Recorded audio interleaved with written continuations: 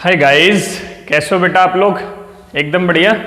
आज हम oxidation number निकालना कैसे इसके बारे में डिस्कशन करने जा रहे हैं। देखो, इससे पहले ऑक्सीडेशन के कुछ रूल्स, ऑक्सीडेशन नंबर के कुछ रूल्स हमने बताए थे आपको, लास्ट में समराइज भी किया था। आपको पूरा लेक्चर याद हो ना हो कि, लेकिन लास्ट की 5 मिनट की वीडियो आपके लिए बहुत इंपॉर्टेंट हो जाती है। अगर आपको वही याद है तो काम चल जाएगा। ठीक है, आज हम बात करेंगे कि कुछ के तो मैंने फिक्स कर दिए ऑक्सीडेशन नंबर, जैसे हाइड्रोजन का फिक्स कर दिया, ऑक्सीजन का फिक्स कर दिया, ग्रुप 1 के एलिमेंट्स के फिक्स कर दिए, लेकिन सबके तो फिक्स नहीं किए। तो बाकी के ऑक्सीडेशन नंबर हम कैसे निकालेंगे, किसी भी कंपाउंड में वो एटम प्रेजेंट है, आज हम उसके बारे में डिस्कशन करने जा रहे हैं। तो सबसे पहले एक क्वेश्चन लिखो जल्दी। Write the steps to calculate oxidation number of an atom in a compound. किस तरीके से निकालना है वो स्टेप्स यहां पे लिखे हुए हैं। ठीक है, लेकिन मैं इन स्टेप्स को तुम्हें डायरेक्ट नहीं, किसी एग्जाम्पल के थ्रू समझाऊंगा। मैं अभी इस क्वेश्चन पे भी नहीं जा रहा हूं, मैं एक एग्जाम्पल ले रहा हूं तुम्हें समझाने के लिए, दैट इज H2S। 2 एग्जाम्पल लूंगा, ठीक है, फिर इतने सारे क्वेश्चन भी करवाएंगे, उन्हें भी समझाएंगे। H2S देखो, सबसे पहले तुम्हें क्या करना है, हमें बोला गया है सबसे first step, write down the formula of given compound और आयन या मॉलिक्यूल और आयन। ठीक है, हमने क्या किया, सबसे पहले फॉर्मूला लिखा। अच्छा, इस फॉर्मूले में एक बात याद रखनी है आपको कि ये थोड़ा सा स्पेस पे लिखना है। अब आपको मतलब H2 यहां लिखो और इसका दूसरा एटम यहां लिखो। ठीक है, सबसे पहला काम। Second step, write down the oxidation number of each atom on its top and of unknown atom as X। हमें इसमें बोला गया है कि जो सल्फर है, ये हमसे क्वेश्चन है, सल्फर है उसका ऑक्सीडेशन नंबर कैलकुलेट करो। It is my question to you. ठीक है, ये मेरा क्वेश्चन है आपसे, सल्फर का कैलकुलेट करना है। तो सल्फर का मैंने क्या बोला, X मानूंगा। ठीक है, वही मैंने यहां लिखा है। और जिसका हाइड्रोजन का क्या, हाइड्रोजन का क्या आएगा, +1। याद करो, हाइड्रोजन का क्या आएगा, +1। तो एक हाइड्रोजन का +1। ठीक है बेटा, नाउ अब हमें क्या करना है, step third, beneath the formula, मतलब फॉर्मूले के नीचे, ये जो मैंने यहां पे फॉर्मूला लिखा है, beneath the formula right down the total oxidation number of each element. मतलब टोटल ऑक्सीडेशन नंबर कितना आएगा एक हर एक एलिमेंट के लिए। देखो, एक हाइड्रोजन के लिए +1 होता है, तो 2 हाइड्रोजन के कैलकुलेट करने के लिए मैंने यहां लिखा हुआ है। इसके लिए हमें क्या करना है, for this multiply the oxidation number of each element with number of respective atoms present in formula and right the product in A bracket. ठीक है, मतलब जितने एलिमेंट प्रेजेंट हैं उसके एक के ऑक्सीडेशन नंबर में मल्टीप्लाई कर दो, दैट इज 2 हमारे पास प्रेजेंट है, कितने में मल्टीप्लाई करेंगे, 1 में। ठीक है, यहां तो सल्फर एक ही है, तो इसके नीचे आएगा केवल 1। फिर हमने क्या किया है, इनको ऐड। ठीक है, ये स्टेप किया। Third step, now if positive charge on the formula और कंपाउंड और molecule then the subtract that from total. अगर इसके ऊपर कोई चार्ज लिखा दिया होता तो तुमको पॉजिटिव चार्ज इसमें से क्या करना है, अगर पॉजिटिव चार्ज दिया हो तो जितना पॉजिटिव चार्ज दिया, फॉर एग्जांपल ये लिखा होता नहीं है ये, लेकिन मान लो कि ये होता H2S-2, तो तुम क्या करते, 2 × 1 और इसके नीचे X। ठीक है, इनको तो तुम्हें ऐड करना है, लेकिन अगर यहाँ नेगेटिव चार्ज आ गया तो तुम्हें इसको ऐड कर देना है, =0। ये सब यहाँ लिखा हुआ है। ठीक है, अगर पॉजिटिव चार्ज हो, याद रखना, if positive charge then subtract and if negative charge then add. ठीक है, तो क्या करना है, ऐड करना है। तो नेगेटिव चार्ज था इसलिए मैंने यहां ऐड कर दिया। मान लो ये होता, ठीक है, ऐसा होता नहीं है H2S के ऊपर, लेकिन मैं केवल तुम्हें समझाने के लिए बता रहा हूं। 2 × 1 + X, S के लिए क्या लिखेंगे, X लिखेंगे, और यहां पे +2 चार्ज लिखा है, तो इसे -2 = 0 and equate all this product =0। ठीक है, इक्वेट कर देना है 0 से। समझ में आ गई बात? कब, जब पॉजिटिव नेगेटिव हो। अब यहां तो पॉजिटिव नेगेटिव नहीं है, बात खत्म। अब तुम्हें क्या करना है, इनका प्रोडक्ट करो और इन्हें आपस में ऐड करके इक्वेट कर दो 0 के, दैट इज 2 × 1 + X = 0। इसे सॉल्व कर दो। ठीक है, क्या आएगा, 2 + X = 0 एंड X = -2। ठीक है, सल्फर का चार्ज इसमें H2S में कितना होता है, -2 होता है। कितना ऑक्सीडेशन नंबर आ गया, -2। समझ में आ रही है बात? स्टेप्स इसीलिए समझाए। लास्ट स्टेप देखो, if positive charge on the formula of compound molecule then subtract that from total, and if negative charge then add that in total, and lastly equate its to 0, इसको 0 के बराबर रख देना है, and solve the value for x के लिए equation solve कर दो, आंसर आ जाएगा। समझ में आया? एक और मैं चार्ज्ड मॉलिक्यूल ले रहा हूं तुम्हें समझाने के लिए, ठीक है। यहां पे सल्फर का कितना आ गया, -2। बहुत अच्छे से समझना बेटा, जब मैं इन क्वेश्चंस को करूंगा तो फिर ये सब चीजें नहीं समझाऊंगा, फिर मैं फास्ट जाने वाला हूं, ठीक है।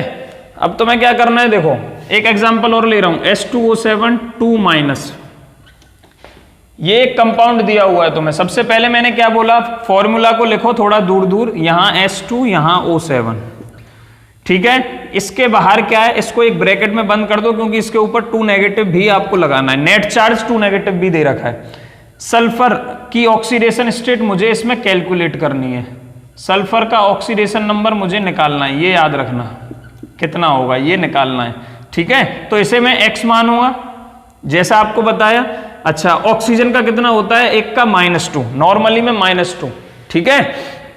अब सिंपल, फिर नेक्स्ट स्टेप क्या था, यहां क्या लिखूंगा, जितने एटम प्रेजेंट हैं सल्फर के मल्टीप्लाई बाई जितना उसका मैंने ऑक्सीडेशन नंबर लिया है 2 × x, ठीक है, 2 × x प्लस कितने ऑक्सीजन 7, कितने इसकी एक की ऑक्सीजन की ऑक्सीडेशन स्टेट -2, ठीक है। ऊपर चार्ज दे रखा है, हाँ कौन सा, नेगेटिव, तो क्या करोगे इस इक्वेशन में ऐड कर दोगे, +2 = किसके इक्वेट करना है, 0 के। इस इक्वेशन को सॉल्व कर दो, x के लिए आंसर आ जाएगा। तो यहां क्या आया, 2x, 7 × -2 क्या आ जाएगा, -14 + 2 = 0, तो 2x - 12 = 0, 2x = 12 एंड x = 6 आ जाएगा।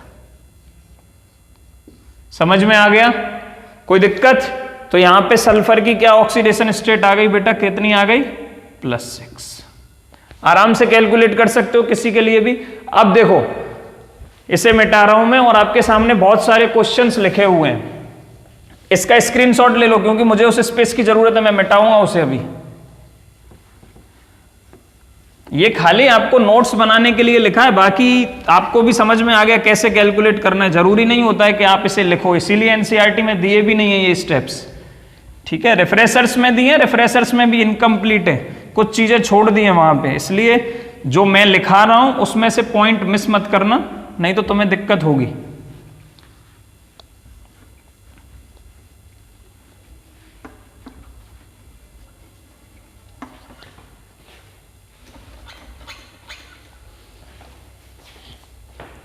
चलो बेटा, क्या क्वेश्चन है, right the oxidation number of underlined atoms in each of the following molecules. यहां से मॉलिक्यूल है आपके लिए ए से लेके m तक, ये सबके सॉल्व करने हैं अभी मेरे साथ, ठीक है। बाकी होमवर्क में जो करो वो करना। यहां पे आ जाओ, एक एक करके स्टार्ट करते हैं, चलो थोड़ा सा फास्ट जाएंगे। ClO3-, ठीक है। अब तुम ब्रैकेट में नहीं बनवाऊंगा, अब डायरेक्ट करूंगा मैं। देखो डायरेक्ट कैसे करूंगा, मुझे यहां पे अंडरलाइंड जो किए उनका फाइंड करना है, ठीक है। तो यहां पे क्लोरीन का फाइंड करना है, मैंने क्लोरीन का मान लिया x, ठीक है। फिर प्लस लगाता हूं, फिर कितने ऑक्सीजन है 3, और एक ऑक्सीजन का कितना -2, ठीक है। कितना चार्ज है उसके ऊपर, नेगेटिव, मतलब +1, इसको इक्वेट कर दो 0 के साथ, बस इसे सॉल्व कर दो।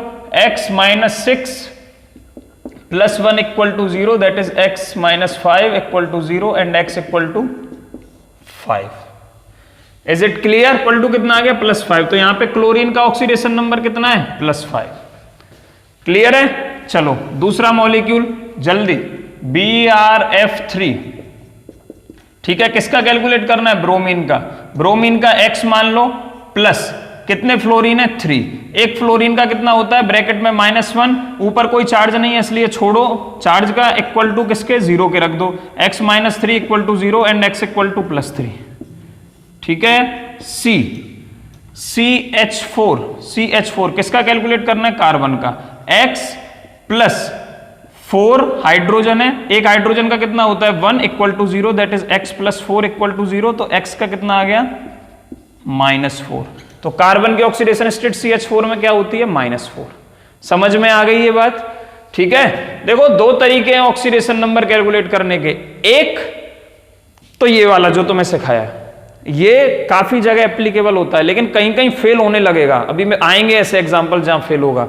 इसीलिए एक और मेथड है, बाय स्ट्रक्चर कैलकुलेशन होती है। उसके लिए तुम्हें उस कंपाउंड का स्ट्रक्चर पता होना चाहिए, ठीक है। इसीलिए वो थोड़ा सा ऐसा तरीका है जो आपकी अगर केमिस्ट्री अच्छी है, आप लुईस डॉट स्ट्रक्चर सबका बनाना जानते हो, आपने विस्पर थ्योरी अच्छे से पढ़ी है, मतलब केमिकल बॉन्डिंग आपकी अच्छी है, तो आप उससे बहुत फास्ट निकाल सकते हो। और वो कभी गलत नहीं होता है, यहाँ पे कभी कभी गलत हो जाएगा, इसलिए यहाँ पे ये रूल्स भी चेंज हो जाएंगे आगे जाके एग्जाम्पल्स में, ठीक है। यहाँ x इक्वल टू -4, डी पे आओ बेटा, डी क्या है, C6H12O6 है, किसका निकालना है, कार्बन का निकालना है। अंडरलाइन क्या है, कार्बन। तो अच्छा, कार्बन का निकालना मतलब उसका x मान लो, तो कितने कार्बन प्रेजेंट है, 6 प्रेजेंट है, ठीक है। और माना कितना है हमने उसका, x ऑक्सीडेशन मान लिया, प्लस हाइड्रोजन कितने हैं, 12 है, ठीक है। हाइड्रोजन कितने हैं, 12 है, हाइड्रोजन का होता कितना है, 1, प्लस ऑक्सीजन कितने हैं, 6, एक ऑक्सीजन का -2 इक्वल टू 0। बस इसे सॉल्व कर दो, यहाँ 6x, इन दोनों का मल्टीप्लाई हो जाएगा +12, इन दोनों का हो जाएगा -12, 6 into -2 that is -12 equal to 0। तो ये क्या आ गया, 6x +12 से -12 गया, +12 में से तो 0 बचेगा, तो यहाँ 6x equal to 0 and x equal to 0।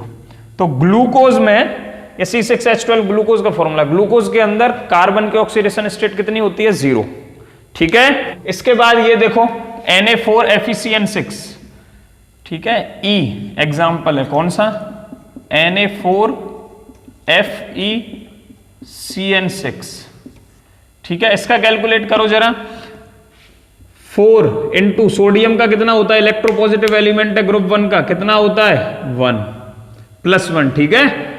Plus iron का हमें कैलकुलेट करना है, आयरन के नीचे अंडरलाइन है, यहाँ पे आयरन के नीचे अंडरलाइन है ये, ठीक है। आयरन का हम क्या मान लेंगे, x मान लेंगे, ठीक है बेटा। प्लस Cn कितने, अच्छा आयरन एक ही है इसलिए मैं डायरेक्ट x लिख रहा हूं, 6, Cn का क्या रहेगा, -1। याद रखना बेटा, Cn का क्या होता है, -1। देखो अब Cn का -1 क्यों होता है वो भी तुम कैलकुलेट कर सकते हो, अलग से Cn का मॉलिक्यूल ले लो, ठीक है। फिलहाल मैं डायरेक्ट बता दे रहा हूं तुम्हें, Cn का क्या होता है, -1। इस पूरी इक्वेशन को इक्वेट किसके करना है, 0 के। सॉल्व कर दो, 4 + x - 6 इक्वल टू 0, तो x - 2 equal to 0 and x equal to +2। यहां पे आयरन की ऑक्सीडेशन स्टेट कितनी आ गई, कितनी आ गई, +2। क्लास 12th में आपके सामने एक चैप्टर आएगा कोऑर्डिनेशन केमिस्ट्री, जिसमें कोऑर्डिनेट कंपाउंड्स बनते हैं। क्यों उन्हें कोऑर्डिनेट कंपाउंड्स बोलते हैं, क्योंकि वहां पे कोऑर्डिनेट बॉन्ड फॉर्म हो रहा होता है। उसमें से एक कंपाउंड है ये कोऑर्डिनेशन कंपाउंड, और वहां पे ऑक्सीडेशन नंबर की जरूरत पड़ती है कैलकुलेट करने की, क्योंकि कंपाउंड का जब आप वहां पे फॉर्मूला लिखोगे, IUPAC नेम लिखोगे, IUPAC नेम में आपको उसकी ऑक्सीडेशन स्टेट के साथ लिखना पड़ेगा। इसीलिए यहां पे ये आपको ऑक्सीडेशन नंबर निकालना आना चाहिए हर कीमत पे, ठीक है। ये सब क्वेश्चंस हो गए। अब देखो मैं तुम्हें कुछ दिखाना चाहता हूं कि मैं बोल रहा था ना स्ट्रक्चर से कैसे कैलकुलेट करते हैं। देखो जैसे मैं छोटा सा एग्जांपल ले रहा हूं अभी फिलहाल, जैसे ये है CH4 है, CH4 का नॉर्मली स्ट्रक्चर सबको पता है, टेट्राहेड्रल होता है, और 2D में स्ट्रक्चर बनाएंगे बोर्ड पे तो ऐसा दिखता है, ठीक है। अब मैंने क्यों यहां पे -4 लिया, देखो इस हाइड्रोजन का +1, इस हाइड्रोजन का +1, हर एक हाइड्रोजन का +1 होता है, +1, ठीक है। अब जरा देखना बेटा, बहुत अच्छे से समझने की कोशिश करनी है आपको, मात नहीं खानी है, क्वेश्चन कैसा भी पूछा जाए, ये सब कंपटीशन के एंगल से बहुत इंपॉर्टेंट है। इस हाइड्रोजन का +1 है, इसकी वजह से कार्बन -1 शो करेगा, इस वाले हाइड्रोजन की वजह से कार्बन -1 शो करेगा, इस वाले हाइड्रोजन की वजह से कार्बन -1 शो करेगा, और इस वाले हाइड्रोजन की वजह से कार्बन -1 शो करेगा। तो इन चारों -1 को जोड़ दो, कितना आ गया, -4। कितना आ गया, -4। क्या बात समझ में आ रही है, ठीक है। और आप ऐसे भी समझ सकते हो, कार्बन और हाइड्रोजन में से इलेक्ट्रोनेगेटिविटी किसकी ज्यादा होती है, कार्बन की ज्यादा होती है, तो इस बॉन्ड के दोनों इलेक्ट्रॉन को कौन एक्सेप्ट करेगा, कार्बन, इसीलिए हाइड्रोजन पे +1 आएगा और कार्बन पे -1 आएगा, ठीक है, समझ में आ रहा है? आप ऐसे भी समझ सकते हो इस चीज को, लेकिन मैंने ये आपको तरीका बताया स्ट्रक्चर से कैसे कैलकुलेट करते हैं, क्योंकि इसकी जरूरत हमें आगे पढ़ने वाली है। मैं क्वेश्चंस कराऊंगा कंपटीशन के, ठीक है, एक ज्यादा नहीं, एक दो क्वेश्चन तो कराऊंगा ही, और उन सब में बिना स्ट्रक्चर के तुम कैलकुलेट नहीं कर पाओगे। डायरेक्ट करने जाओगे तो दिक्कत होगी, ठीक है, बिना स्ट्रक्चर के कैलकुलेट नहीं कर पाओगे। ठीक है, ये समझ में आ गए। चलो अब हम आते हैं हमारे एफ एग्जाम्पल पे। एफ पे किसका कैलकुलेट करना है? Fe2O3 के अंदर एफ का कैलकुलेट करना है। जरा वही फॉर्मूला लगाओ, कितने एफ है, कितने एफ है हमारे पास? 2 हैं। कितने लिखे? Fe2 दैट इज 2 लिखे हैं, 2। Fe का हमने क्या मानना है? x, क्योंकि उसका कैलकुलेट करना है, जिसका कैलकुलेट करते हैं उसको x मान लेते हैं। प्लस कितने ऑक्सीजन है? 3। ऑक्सीजन का एक का -2, इक्वेट कर दो 0 से, इक्वेशन सॉल्व करो, 2x - 6 equal to 0 that is 2x equal to 2x equal to 6। तो कितना आ गया? x इक्वल टू आ गया +3। Fe2O3 के अंदर Fe की ऑक्सीडेशन स्टेट क्या होती है बेटा? क्या होती है? +3। बात समझ में आई? अच्छा, एक और एग्जांपल ले रहा हूं मैं, ये समझ में आ गया ना? यहां तक हमें अभी तक मेथड से कोई दिक्कत नहीं आई है। मैंने यहां एक एग्जांपल लिखा नहीं है, मैं उसे इंक्लूड करूंगा, ठीक है। वो एग्जाम्पल है ये, स्टार से डिनोट कर लो, चाहे उसको m के बाद n डाल दो, n, ठीक है, Fe3O4, ठीक है। इसके अंदर किसकी कैलकुलेट करनी है? Fe की। जरा n वाला पहले सॉल्व करते हैं। Fe3O4 आयरन की कैलकुलेट करनी है, तो उसकी x मान लेंगे, 3 × x प्लस 4 × ऑक्सीजन की -2 इक्वल टू 0, तो 3x - 4 × 8 equal to 0, 3x equal to 8 and x equal to 8/3। अरे ये तो फ्रैक्शन में आ गई, ऑक्सीडेशन स्टेट फ्रैक्शन में आ गई। ऑक्सीडेशन स्टेट फ्रैक्शन में नहीं होती है। ऑक्सीडेशन स्टेट कभी भी फ्रैक्शन में नहीं होती है। क्यों नहीं हो सकती? देखो, थोड़ा सा प्रैक्टिकल कॉन्सेप्ट है ये। ऑक्सीडेशन स्टेट का मतलब है नंबर ऑफ इलेक्ट्रॉन जो ट्रांसफर हो रहे हैं। नंबर ऑफ इलेक्ट्रॉन कभी आधा ट्रांसफर नहीं होगा, ठीक है, या पूरा इलेक्ट्रॉन जाएगा। अगर यहां पे आता है 8/4 तो तुम उसे काट के 8/4 को 2 लिख देते, मतलब 2 इलेक्ट्रॉन ट्रांसफर हो रहे हैं। मतलब ये है कि आयरन के ऊपर यहां पे +2 इलेक्ट्रॉन्स हैं। अब मैं क्या कह रहा हूं? अब मैं क्या कहना चाह रहा हूं कि आयरन के ऊपर यहां पे 8/3 इलेक्ट्रॉन्स हैं। इलेक्ट्रॉन कभी भी 8/3 की फ्रैक्शन की फॉर्म में नहीं होगा किसी के ऊपर, या तो पूरा होगा या होगा ही नहीं। समझ में आ रही है ये बात? या तो पूरा होगा या होगा ही नहीं।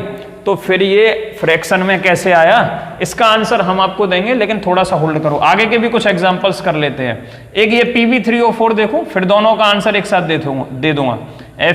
Pb3O4, यहां पे हमारा फॉर्मूला कुछ गलत बैठ रहा है, जो हमने तरीका देखा है ना? इसलिए मैंने नंबर ऑफ एग्जांपल्स इंक्लूड किए हैं, जिससे मैं तुम्हें एग्जांपल्स के थ्रू समझा सकूं। Pb3O4 का जरा कैलकुलेट करो। 3 × Pb का हमें कैलकुलेट करना है इसमें, तो 3 × x प्लस 4 × ऑक्सीजन का कितना? -2 equal to 0 that is 3x plus, ठीक है, 4 × -2 इक्वल टू कितना आ जाएगा? -8 इक्वल टू 0। तो फिर यहां पे भी वही सिचुएशन आ गई, x इक्वल टू 8/3। यहां भी फ्रैक्शन में ट्रांसफर होता है, हो रहा है, लेकिन रियलिटी में ऐसा पॉसिबल नहीं है। क्यों नहीं है? इसका आंसर हमने आपको दिया। क्यों नहीं है बेटा? क्योंकि जो इलेक्ट्रॉन किसी के ऊपर रहते हैं वो कभी फ्रैक्शन में नहीं रहते, मतलब 1.5 नहीं रह सकता है, 2.5 नहीं रह सकता है, 2.5 नहीं रहेगा, 3.5 नहीं रहेगा, या 3.6 नहीं रहेगा। या तो पूरे 2 इलेक्ट्रॉन रहेंगे या रहेंगे ही नहीं, ठीक है। तो यहां पे फ्रैक्शन में नहीं आएगा। तो फिर अब क्या करें? तो तुमको अब मेरे साथ जैसा मैं बोल रहा हूं वैसा सीखते जाना है। ये तुम्हारे लिए एक नई चीज होगी अब, इसीलिए मैंने बोला कहीं कहीं रूल फेल होंगे और वहां पे तुम्हें उसका जो मेन फॉर्मूला है, ठीक है, उसके हिसाब से तुम्हें काम करना पड़ेगा, स्ट्रक्चर के हिसाब से काम करना पड़ेगा। और वही बात आ रही है घूम फिर के। इसीलिए मैं बोल रहा हूं लुईस डॉट स्ट्रक्चर तुम्हें बनाने आने चाहिए, केमिकल बॉन्डिंग की whisper theory, valence bond theory और एमओटी आनी ही चाहिए। इसीलिए हम बोला करते थे तुम्हें कि बेटा आगे का नहीं पढ़ोगे तो रोओगे, ठीक है, कंपटीशन की तो भूल जाओ, ठीक है। चलो देखो Fe3O4 को हम ऐसे लिख सकते हैं, मतलब नेचुरली ऐसे ही लिखते हैं। वास्तव में Fe3O4 ऐसे एग्जिस्ट करता है FeO.Fe2O3 की फॉर्म में। दो फ्रैक्शन में ये कंपाउंड टूटा हुआ होता है। जब आप इसका रियलिटी मतलब देखोगे और इस कंपाउंड में अब आप निकाल सकते हो, यहां पे केवल इतने के अंदर आयरन की ऑक्सीडेशन स्टेट इसकी आएगी +2, ठीक है। फिर आपको अलग से Fe2O3 के लिए निकालनी पड़ेगी और यहां पे आयरन की आएगी +3, ठीक है। जरा कैलकुलेट करके देखें, देख लो FeO की कैलकुलेट करो, ठीक है। आयरन की कितनी आएगी यहां पे कैलकुलेट करनी है, ठीक है। X मान लो, ऑक्सीजन की कितनी हो गई -2 = 0, X = कितनी आ गई +2, तो यहां पे आयरन की +2 आ गई। ऐसे ही Fe2O3 की देखो, Fe2O3 की तो अभी कैलकुलेट की थी, ये रही +3, ठीक है। तो ये इसमें जो आयरन है Fe3O4 के अंदर वो दो तरीके की वैलेंसी दिखाता है, मतलब उसमें से दो आयरन के एटम तो +3 वैलेंसी दिखा रहे होंगे Fe2 और एक आयरन का एटम +2 वैलेंसी दिखा रहा होगा। तो फिर ये 8/3 क्या आ रहा था, 8/3 उसकी एवरेज ऑक्सीडेशन स्टेट है। ये जो 8/3 आई थी ये पूरे कंपाउंड की एवरेज ऑक्सीडेशन स्टेट है, अकेले मतलब तीनों आयरन की मिला के एवरेज ऑक्सीडेशन स्टेट है, अकेले आयरन की नहीं है, ठीक है। ये क्या बेटा एवरेज ऑक्सीडेशन स्टेट है या ऑक्सीडेशन नंबर है, ठीक है। अकेले आयरन की तो एक की +2 आएगी और दो की +3 आएगी। बात समझ में आ रही है, ठीक है। आपको आना चाहिए, ये सब चीजें भी आनी चाहिए। जब भी फ्रैक्शन में आए उसके स्ट्रक्चर पे जाओ, उसका फॉर्मूला कैसे लिखते हैं उस पे जाओ, ठीक है। फिर आप बोलोगे कि सर ऐसे कैसे पता चलेगा कितने सारे कंपाउंड हैं और ये है और वो है। तो हम आपको जितने कंपाउंड्स बता रहे हैं उन्हीं में ये चेंज आपको ज्यादातर देखने को मिलेगा आपके लेवल पे, ठीक है। आपके लेवल पे उन्हीं कंपाउंड्स में आपको चेंज देखने को मिलेगा। ऐसे ही ये है Pb3O4, ठीक है। इसे लिखते हैं ऐसे 2PbO एंड PbO2, ठीक है, PbO2, ठीक है। इसमें कैलकुलेट कर लो, इसमें कोई दिक्कत नहीं होनी चाहिए। यहां पे PbO में निकालोगे तो 2 × 2 आयरन है 2 ऑक्सीजन है तो 2 × X प्लस 2 × -2 मतलब -4 लिख दूंगा डायरेक्ट, -4 = 0। तो यहां पे कितना आ गया 2x - 4 = 0 and that is x 2x = 4 and x = +2। तो आगे वाले में तो लेड की +2 हो गई और पीछे वाले में देखो जरा PbO2 में भी निकाल लो। यहाँ पे Pb की निकालनी है, अलग से कैलकुलेट करनी पड़ेगी तुम्हें दोनों की, ठीक है। तो Pb की हमने क्या मान लेनी है, x मान लेनी है, प्लस 2 ऑक्सीजन, एक ऑक्सीजन के ऊपर चार्ज -2 = 0, तो x - 4 = 0 एंड x = +4, x = +4। तो एक लेड इसमें +2 शो कर रहा है और दूसरा लेड इसमें +4 शो कर रहा है। बात समझ में आई। तो फिर ये 8/3 क्या थी, फिर again 8/3 was average oxidation state, average oxidation, तीनों लेड को मिला के उनकी ऑक्सीडेशन स्टेट है, ना कि अकेले लेड की। बात समझ में आ रही है। इसीलिए कंफर्म मतलब तुम्हें कंफ्यूज नहीं होना है, इसी को बोलते हैं पैराडॉक्स, ठीक है। पैराडॉक्स टर्म यूज होता है वहां पे कि कुछ कंपाउंड्स ऐसे हैं जिनकी ऑक्सीडेशन स्टेट नॉर्मल से अलग आ रही होगी, फ्रैक्शन में आ रही होगी, लेकिन वो फ्रैक्शन में नहीं होती है, कभी भी फ्रैक्शन में शो नहीं करेगा अकेला एलिमेंट। क्यों शो नहीं करेगा, क्योंकि इलेक्ट्रॉन्स हमेशा या तो पूरा रहेगा या आधा रहेगा, या तो पूरा रहेगा या रहेगा ही नहीं, आधा कभी नहीं रहेगा, ठीक है। और एक ऐसा कंपाउंड है इन्हीं के जैसा, उसका भी लिख लो MN3O4, इसको भी ऐसे ही लिखते हैं MnO.Mn2O3। इसकी आपको कैलकुलेट करनी है। यहां पे मैं Mn की +2 आएगी, यहाँ पे Mn की +3 आएगी, कंफ्यूज नहीं होना है। दो ऑक्सीडेशन स्टेट में Mn एग्जिस्ट कर रहा होगा Mn3O4 के अंदर, एक +2 एक +3। ठीक है, कैलकुलेट आप आराम से कर सकते हो। आगे बढ़े, चलो आगे बढ़ते हैं।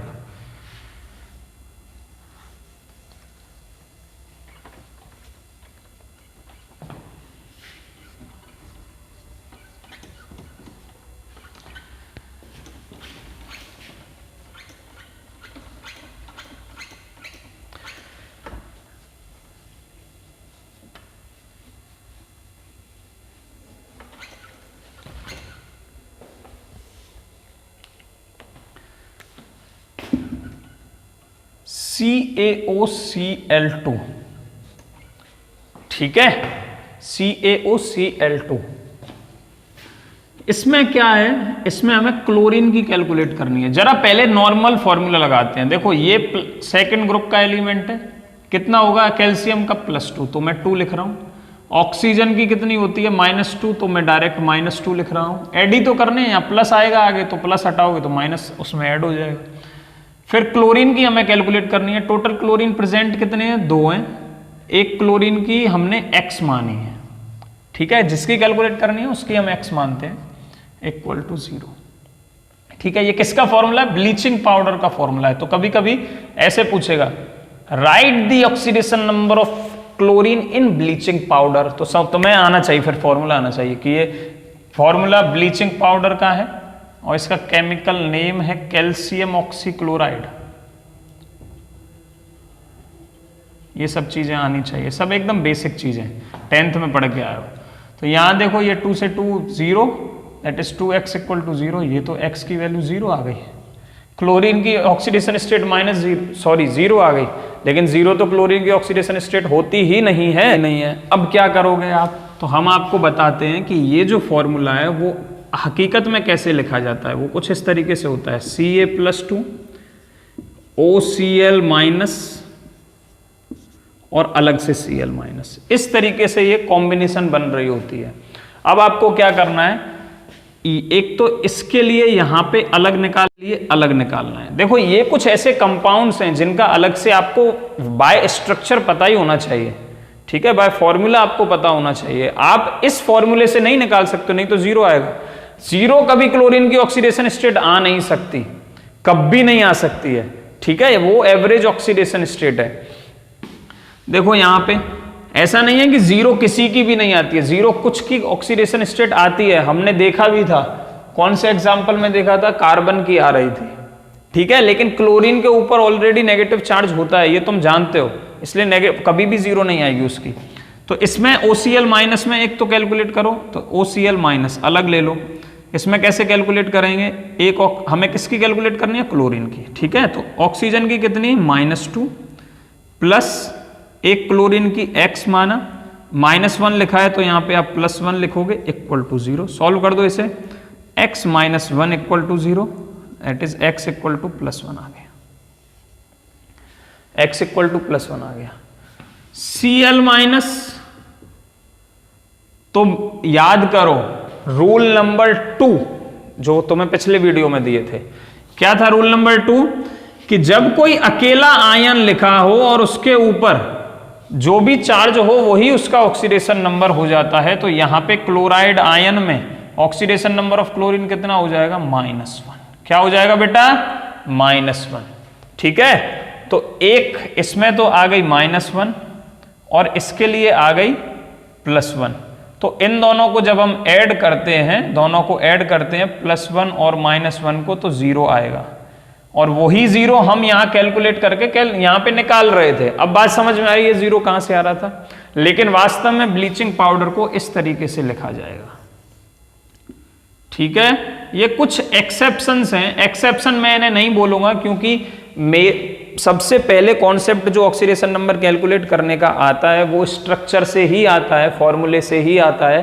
बाद में चीजें आपको आसान करने के लिए, कि ज्यादातर जगह पे एप्लीकेबल होता है, उन सब चीजों को समझने के लिए आपको वो मेथड बता दिया जाता है, एक्स वाले तरीके से कैलकुलेट कर लो। लेकिन जहां पे वो फेल होता है उनमें स्ट्रक्चर्स को मैं कवर कर रहा हूं। 4 स्ट्रक्चर अभी तक आपको पता है, Fe3O4, Mn3O4, Pb3O4, ठीक है। और CaOCl2।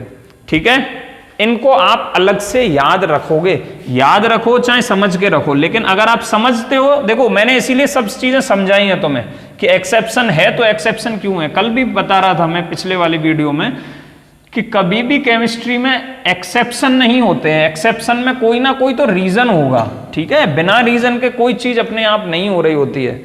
ठीक है, चलो अब हम कुछ कंपाउंड्स और हैं हमारे सामने, उनकी बात करते हैं और फिर शायद हमारी ये वीडियो एंड हो जाएगी। ये वीडियो हो सकता है थोड़ी लेंथी हो, लेकिन क्वेश्चंस बहुत सारे कवर किए हैं जिससे आपको आसान रहे। ठीक है, ये हो गया, ये हो गया, इसके बाद Fe3O4 हो गया। मैं काट देता हूँ जो जो हो गए, ठीक है, नहीं तो मैं खुद कंफ्यूज हो जाऊंगा। CaOCl2 हो गया। अब ये बचे हैं, ठीक है, C3O2 Na2S4O6 और Br3O8 H2SO5। ठीक है, अब आओ जरा इन पे। ये तीनों एक ही कैटेगरी के हैं, ये तीनों बेटा एक ही कैटेगरी के हैं, एक साथ एक्सप्लेन कर रहा हूं।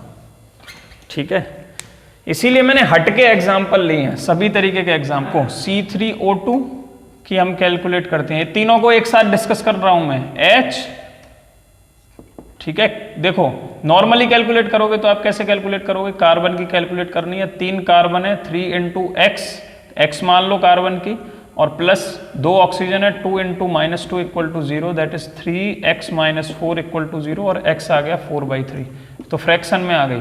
ठीक है, मतलब ये गलत है, जो हमारे मेथड से आ रही है वो गलत है, फ्रैक्शन में तो आ ही नहीं सकती। यहीं पे अटक जाना है आपको, फिर याद करना है कि मैंने आपको क्या समझाया था इन कंपाउंड्स के लिए। देखो मैं वहीं पे चेंज कर रहा हूँ रूल्स जहां पे फ्रैक्शन में आ रही है, क्योंकि फिर फ्रैक्शन से कैलकुलेट नहीं होगी। यहां पे सल्फर की कैलकुलेट करनी है नेक्स्ट में, Na2S4O6 में, तो 2 × Na की +1 प्लस कितने सल्फर है 4, उसकी हमने सल्फर की x मान ली, प्लस 6 ऑक्सीजन है, 1 ऑक्सीजन की -2 = 0 के बराबर रख दो। 2 + 4x - 12 = 0, 4x - 10 = 0 एंड x = 10/4 आ गया। फिर से फ्रैक्शन, ठीक है। फिर लास्ट में हमने बोला कि ये भी इसी टाइप का है, इसलिए साथ में इसे भी घसीट देते हैं, Br3O8। इसमें हमें किसकी कैलकुलेट करनी है, ब्रोमीन की कैलकुलेट करनी है। तो 3 × x + 8 × -2 = 0, 3x - 16 = 0, 3x = 16 और x = 16/3। यहां भी फ्रैक्शन, मतलब नॉर्मल मेथड से तो कैलकुलेट होगी नहीं। तो फिर अब आओ स्ट्रक्चर पे। मैंने इससे पहले जो 3-4 कंपाउंड तुम्हें बताए, कौन कौन से, Fe2O3, Pb3O4, CaOCl2 और Mn3O4।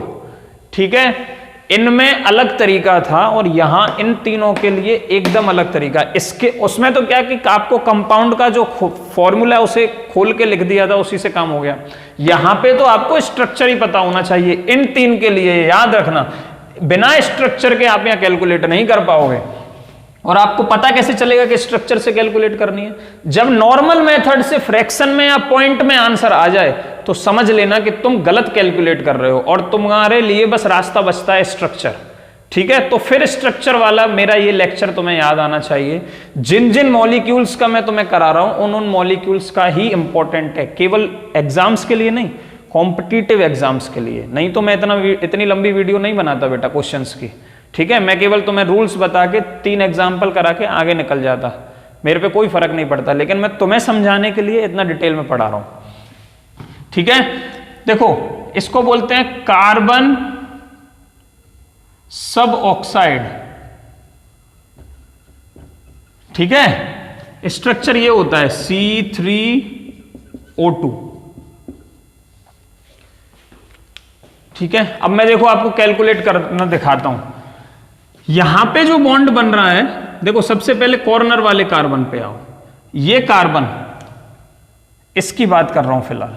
इस कार्बन के इधर क्या है, कार्बन है, मतलब इलेक्ट्रोनेगेटिविटी डिफरेंस तो यहां है नहीं दोनों के बीच में, तो 0 इलेक्ट्रोनेगेटिविटी डिफरेंस नहीं है, मतलब कोई भी इलेक्ट्रॉन्स को अपनी तरफ इनमें से नहीं खींच रहा होगा। ठीक है, मतलब ये वाले कार्बन की वजह से इस कार्बन पे कोई भी चार्ज नहीं आएगा, क्योंकि ये इलेक्ट्रॉन ना खींच रहा है अपनी तरफ मतलब नेगेटिव नहीं ले रहा है और ना इसको दे रहा है, ठीक है, तो ना पॉजिटिव जनरेट होगा ना नेगेटिव, ठीक है। तो फिर अब इस कार्बन पे ऐसा कौन सा एटम बचा जिसकी वजह से ये अफेक्ट हो रहा होगा? ऑक्सीजन। कौन सा बचा बेटा? ऑक्सीजन। एक सिंगल बॉन्ड के लिए कार्बन की कितनी होती है? -2। कार्बन की कितनी होती है? -2। सॉरी, ऑक्सीजन की कितनी होती है बेटा? -2, ठीक है। तो इस -2 की वजह से इस कार्बन पे कितना चार्ज आ जाएगा? +2।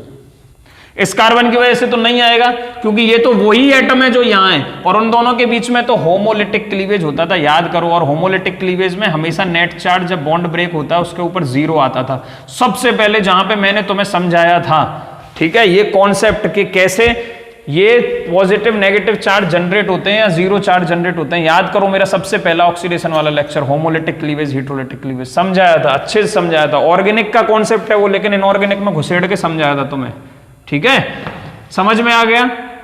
अच्छा, इस कार्बन को देखो जिसको मैंने सर्कल किया हुआ है, इस कार्बन को देखो।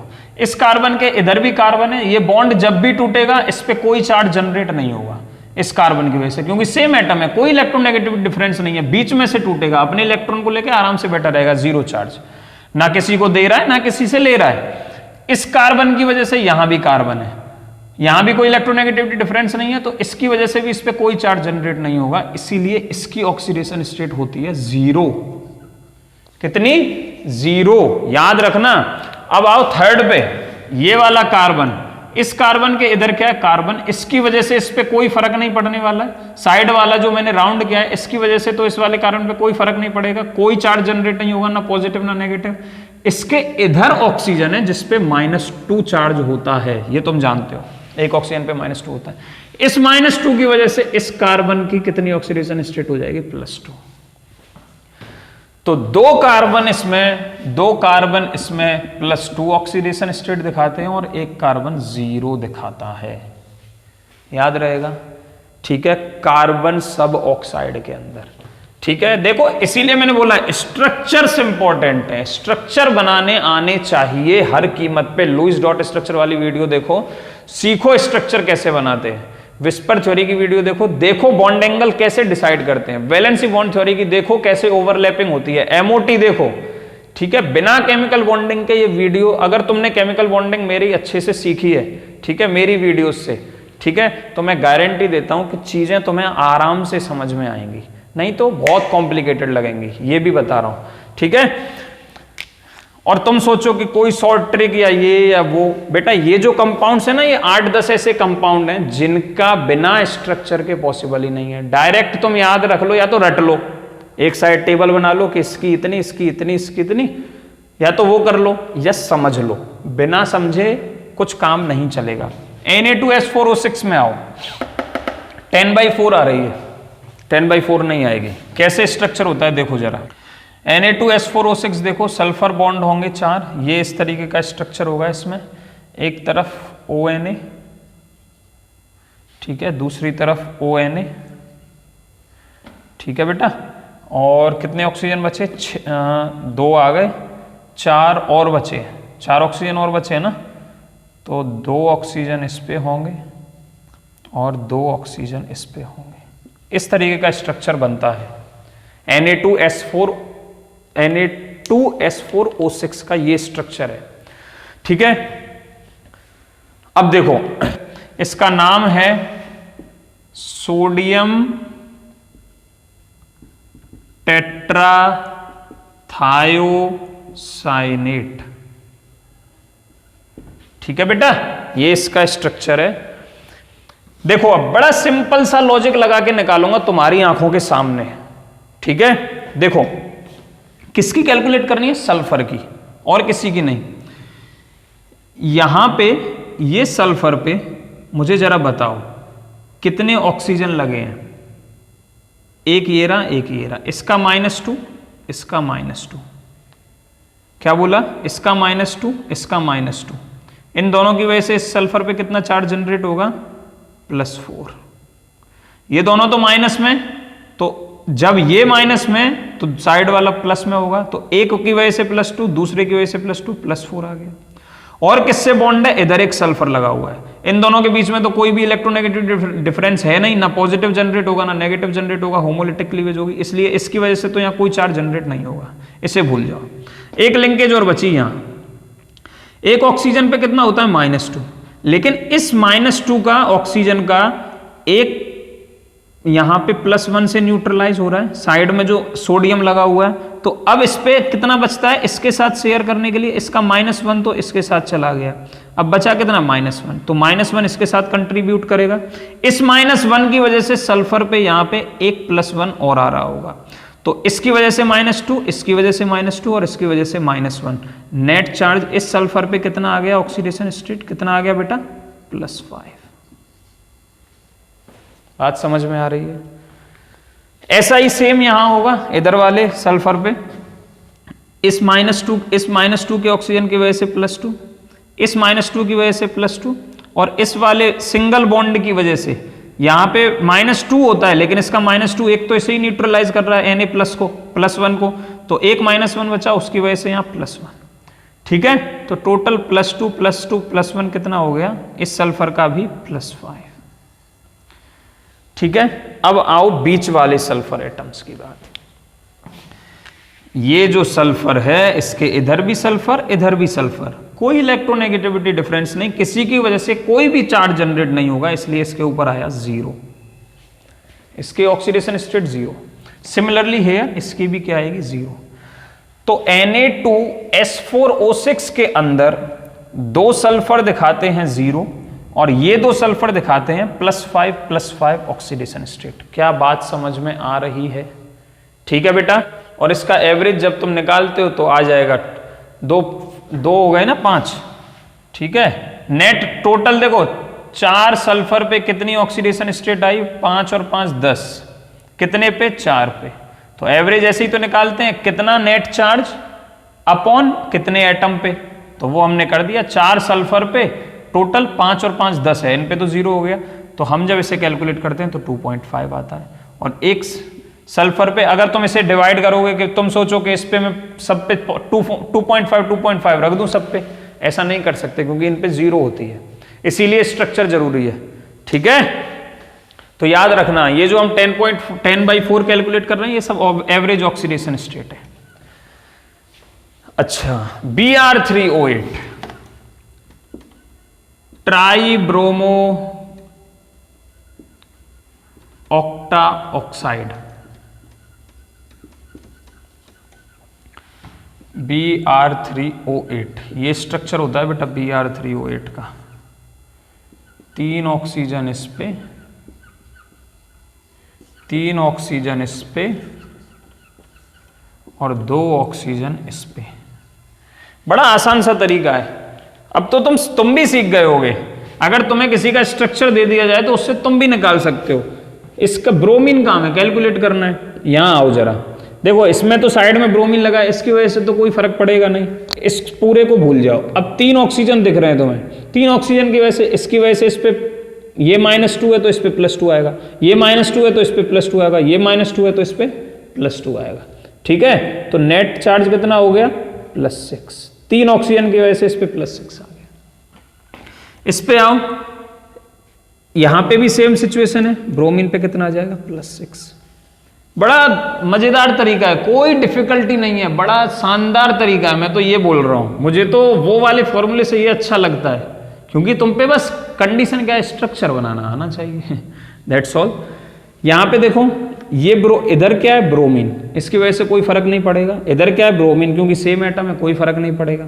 ऊपर क्या है ऑक्सीजन -2, इसकी वजह से यहाँ पे +2 आएगा, नीचे वाले की वजह से +2 आएगा, दोनों ऑक्सीजन की वजह से कितना चार्ज जनरेट हो गया इस पे +4, तो एक ब्रोमीन +4 ऑक्सीडेशन स्टेट दिखाएगा, 2 +6 दिखाएंगे, नेट टोटल कैलकुलेट करोगे 6 और 4 10 और 6 16, और कितने दिखा रहे हैं 3 ब्रोमीन एटम दिखाते हैं, इसलिए एवरेज ऑक्सीडेशन स्टेट आती है ये x = 16/3।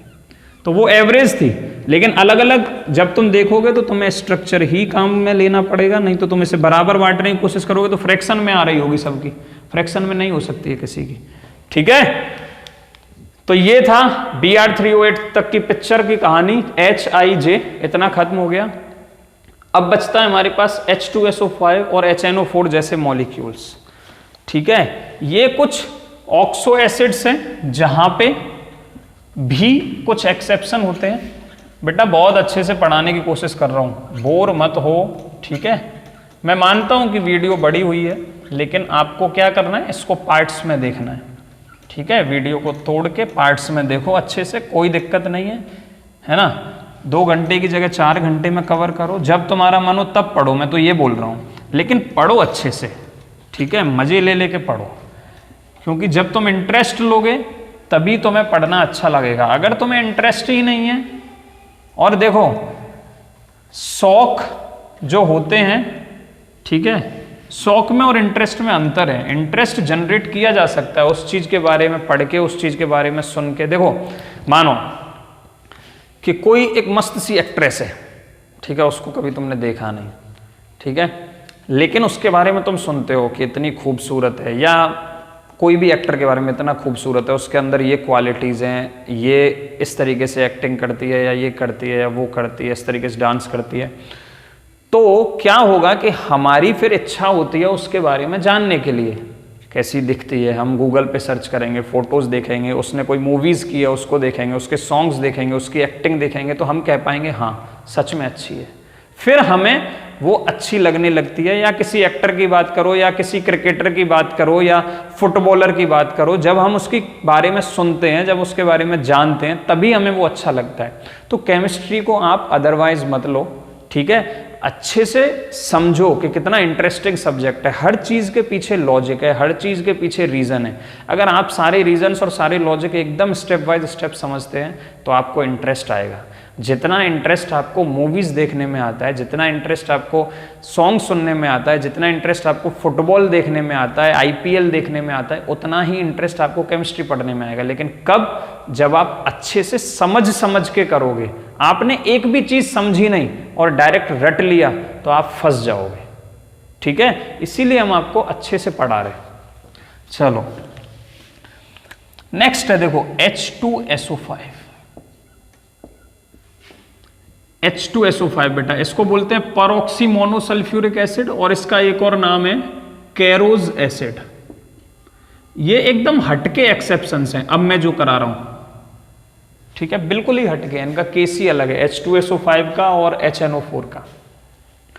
ठीक है, देखो पहले नॉर्मल तरीका, नॉर्मल फॉर्मूला अप्लाई करते हैं, वही सेम। 2 हमको कैलकुलेट करनी है सल्फर की, 2 × 1 आएगी हाइड्रोजन की, प्लस, या ब्रैकेट में बंद कर दो, इनटू क्यों लिख रहे हो ब्रैकेट में, ब्रैकेट का मतलब ही इनटू है, प्लस सल्फर की कैलकुलेट करनी है तो उसको x मान लिया, प्लस 5 ऑक्सीजन है, 1 ऑक्सीजन की -2, इसको इक्वेट कर दो 0 से, तो 2 + x - 10 = 0, that is x - 8 and x = 8। Sir ये तो फ्रैक्शन में नहीं है, सही होनी चाहिए, सही होनी चाहिए।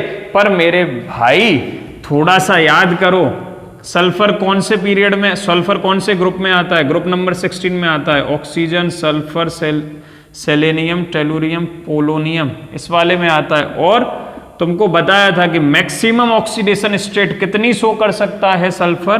ग्रुप नंबर में से 10 को माइनस करते हैं, 16 - 10, 6 शो कर सकता है मैक्सिमम।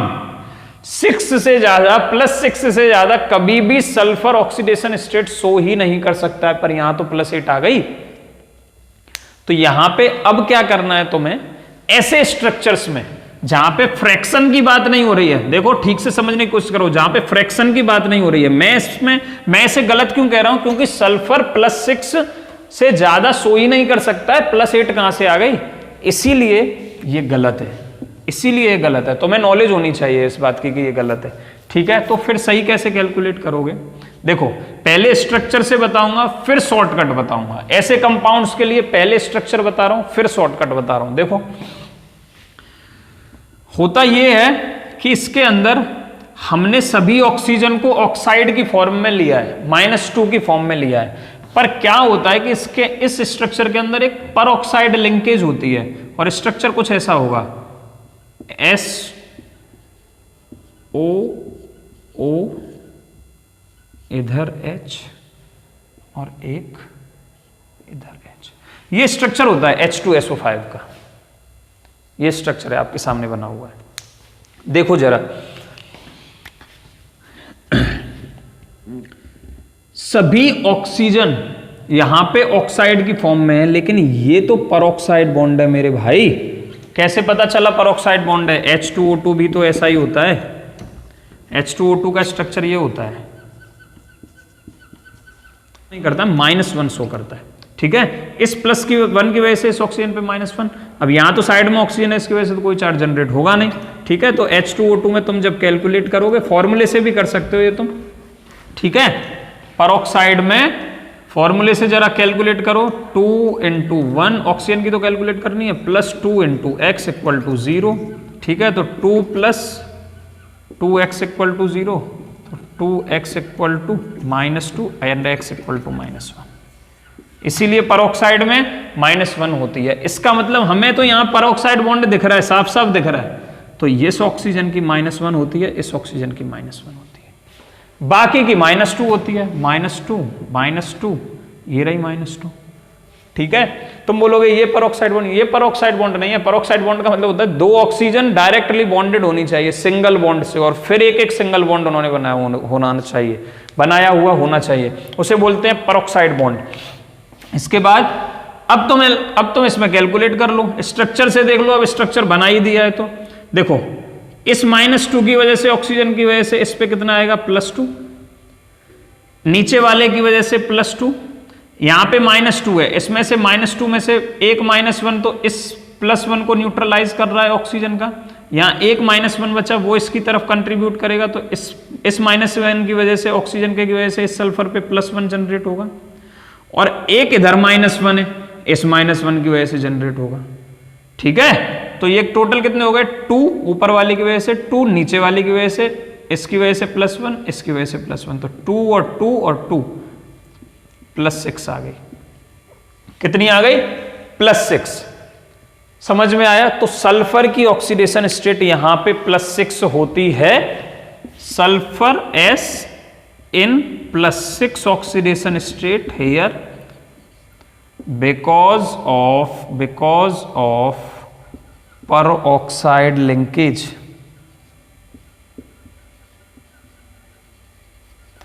सर क्या शॉर्टकट नहीं है क्या कोई भी? बता रहा हूं, चलो शॉर्टकट बता देता हूं। इस स्ट्रक्चर को तुम क्या करो, H2SO5 को तोड़ दो। कैसे तोड़ दो? H2SO3, ठीक है। अब तुम्हें क्या करना है, ये जो O2 अलग लिया है, ये तुम्हें मान के रखना है कि इसमें एक परऑक्साइड लिंकेज आएगी, इसको परऑक्साइड ऑक्सीजन मानना है इन दोनों को। मतलब अब तुम क्या करोगे, इन ऑक्सीजन का -2 चार्ज नहीं लोगे, कौन सा लोगे? -1। बस डायरेक्ट कैलकुलेट कर दो। अब देखो, सल्फर की कैलकुलेट करनी है ना, तो H2 that is 2 × 1 plus sulphur की कितनी हो गई? x मान लो, प्लस 3 ऑक्सीजन के लिए -2 एंड 2 ऑक्सीजन के लिए प्लस 2 ऑक्सीजन के लिए -1, क्योंकि ये परऑक्साइड वाले ऑक्सीजन है, ठीक है। अब तुम्हारा आंसर आ जाएगा, देखो 2 + x - 6 -2 = 0, तो 2 - 2 कैंसिल हो गया, तो x = +6 आ गया। सॉल्व करोगे जब इसे आप, आ गया ना। तो जब भी ऐसा केस बन रहा हो, देखो इसी में नहीं, जब भी ऐसा केस बन रहा हो कि हमारे पास फॉर्मूला है और उसकी ऑक्सीडेशन स्टेट जो हम कैलकुलेट कर रहे हैं वो नेचुरल ऑक्सीडेशन स्टेट से ज्यादा आ जाती है, तो मैं क्या करना है, उसमें से कोई 2 ऑक्सीजन को अलग लिख लेना है और मान लेना है दिमाग में कि वो परऑक्साइड लिंकेज बना रहे होंगे। स्ट्रक्चर को भूल जाओ, बिना स्ट्रक्चर को, इस स्ट्रक्चर को मैंने समझा दिया, ऐसे ढक लेता हूं। अब क्या तुम इसे कैलकुलेट नहीं कर सकते? सॉरी, ये H2SO4 नहीं है, H2SO5 है, ठीक है। H2SO5 देखो जरा, इसको मैंने तुम्हें बोल दिया कि +8 आ रहा है, तो क्या करना है, 2 O2 को अलग लिख लो, उनको परऑक्साइड वाली ऑक्सीजन मान लो, मतलब उनके चार्ज तुम्हें -1 लेने हैं। तो मैंने वही किया, 2 × 1 + x, 3 × 3 ऑक्सीजन का -2 ले लिया, 2 ऑक्सीजन का -1 ले लिया, सॉल्व कर दिया, आंसर आ गया। और यही होता है, स्ट्रक्चर से पता चल गया। कंफर्म? तो चलो एक अब हम फास्ट करेंगे, that is HNO4 and it is our last question. तो परऑक्साइड वाला बॉन्ड आपको कहां यूज करना है, ये कॉन्सेप्ट, जहां पे oxidation state normal oxidation state को क्रॉस करके आगे बढ़ रही हो। आंख बंद करके O2 की कोई भी दो ऑक्सीजन की -2 ऑक्सीडेशन स्टेट ले लो और सॉल्व कर दो, ठीक है। इसके बाद हम ये लेक्चर एंड कर देंगे and that is now our last question is HNO4। हमें कैलकुलेट करनी है नाइट्रोजन की, तो +1 + x + 4 × -2 = 0 +1 तो कितना आ गया 1 + x - 8 = 0, x - 7 = 0, x = 7। बट मेरे भैया नाइट्रोजन 15th ग्रुप का एलिमेंट है, कभी भी +5 से ज्यादा शो नहीं करेगा। मैक्सिमम ऑक्सीडेशन स्टेट होती है नाइट्रोजन की +5। मेरा चैप्टर 3 देखो, चैप्टर 3 की वीडियो देखो पीरियोडिक टेबल की, सब समझ में आ जाएगा मैक्सिमम ऑक्सीडेशन स्टेट कैसे निकालते हैं। +7 आ रही है, ये तो एग्जिस्ट नहीं करेगी। तो क्या करना है, दो ऑक्सीजन को अलग लिख लो। क्या करोगे, HNO2 अलग लिखोगे, .O2 लिखोगे और कैलकुलेट कर दोगे। इसको परऑक्साइड वाली दो ऑक्सीजन मान लेना बस। तो क्या आ गया 1 + x + 2 ऑक्सीजन -2 वाली और प्लस 2 ऑक्सीजन -1 वाली परऑक्साइड वाली = 0। तो ये क्या आ गया 1 + x - 4 - 2 = 0, that is 1 + x - 6 = 0 and x = -5 = 0 and x = +5। That's all. सही है, HNO4 में नाइट्रोजन की ऑक्सीडेशन स्टेट +5 ही आती है, स्ट्रक्चर से भी यही आएगी। क्लियर। एक मैं क्वेश्चन करा दूं, JEE का क्वेश्चन है कि मीथेनल के अंदर सब क्वेश्चन ही कराए वैसे, लेकिन JEE का क्वेश्चन है इसलिए करा रहा हूं। मीथेनल के अंदर कार्बन की ऑक्सीडेशन स्टेट निकालो, ये क्वेश्चन पूछा है और MCQ था, ऑप्शंस दिए थे, लेकिन हम बिना ऑप्शंस के भी इसे सॉल्व कर सकते हैं। क्या होता है मीथेनल, हम आपको चलो ये बता देते हैं मीथेनल क्या होता है। आप ऑर्गेनिक केमिस्ट्री पढ़ लोगे, आपको पता चल जाएगा मीथेनल क्या होता है। ये होता है बेटा मीथेनल HCHO, समझ में आ रहा है, HCHO। तो बड़ा आसान सा तरीका है, ये इसका फॉर्मूला है, मतलब H2CO, ठीक है। किसकी निकालनी है, कार्बन की निकालनी है तुम्हें। किसकी निकालनी है, कार्बन की निकालनी है। तो 2 × +1 + x - 2 = 0, तो कितना आ गया 2 + x - 2 = 0, तो x = कितना आ गया बेटा 0, और 0 ही होती है, आंसर भी यही था 0। आसान है, JEE का क्वेश्चन है बेटा, ठीक है। JEE का क्वेश्चन है, काफी पुराना क्वेश्चन है, लेकिन ऐसे क्वेश्चन कभी कभी आसान से क्वेश्चन पूछ लिए जाते हैं, लगता है ओ IIT कैसे करेंगे, बहुत आसान है, ठीक है। बहुत सारे क्वेश्चन है ऐसे, जो 5-6 तो मुझे ही याद है। CH2Cl2, इसमें निकालो जरा कार्बन की, तो कैसे निकालोगे, x + 2, ठीक है, x + 2 +2 × -1 = 0, तो x + 2 - 2 = 0 कैंसिल हो गया, x = 0 आ गया। और यही होती है, ये भी क्वेश्चन कंपटीशन का ही, ठीक है। तो बड़े आसान से क्वेश्चन आते हैं यहाँ से। आज की वीडियो बहुत इंपॉर्टेंट है, नंबर ऑफ वेज उसमें समझाए, कुछ एक्सेप्शंस हैं, लेकिन उन एक्सेप्शंस के आपको रीजन बताए। क्या करोगे आप, एक्सेप्शंस की एक चार्ट बनाओगे, उनका रीजन के साथ वहां लिखोगे, जिससे आप अच्छे से प्रिपेयर कर सको, ठीक है। अच्छे से पढ़ते रहो बेटा, नेक्स्ट वीडियो में मिलते हैं। Thank you for watching my videos.